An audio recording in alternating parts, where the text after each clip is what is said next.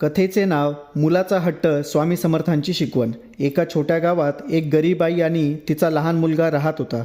मुलगा रोज आईला हट्ट करायचा, मला नवं खेळणं हवं, मला चांगलं अन्न हवं. पण घरची परिस्थिती बेताची असल्यामुळे आई त्याचे सगळे हट्ट पूर्ण करू शकत नसे. एक दिवस रागाच्या भरात मुलगा घर सोडून अक्कलकोटला पोहोचला. तो स्वामी समर्थांच्या पायाशी बसून रडू लागला. स्वामी, माझ्या आईने मला माझं हवं ते दिलं नाही. मला खेळणी, गोडधोड काहीच नाही मिळालं. स्वामी समर्थांनी त्याचं डोकं हातात घेतलं, प्रेमाने हसले आणि म्हणाले, बाळा, खरी संपत्ती खेळण्यात नाही, सोन्या मोत्यात नाही.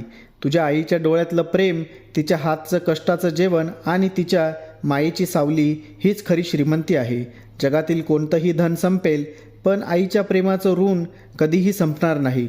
मुलाने डोळे वर करून आईकडे पाहिलं. आईच्या डोळ्यात अश्रू होते, पण त्या अश्रूंमध्ये मायेचा महासागर दडलाच होता. तो धावत जाऊन आईच्या मिठीत शिरला आणि म्हणाला, आई, मला आता काही नको, मला तुझं प्रेमच पुरेसं आहे. कथेची शिकवण. खरी संपत्ती म्हणजे पैशाने विकत घेता येणाऱ्या वस्तू नव्हे, तर आईच्या प्रेमात दडलेला अमूल्य खजिना आहे. श्री स्वामी समर्थ.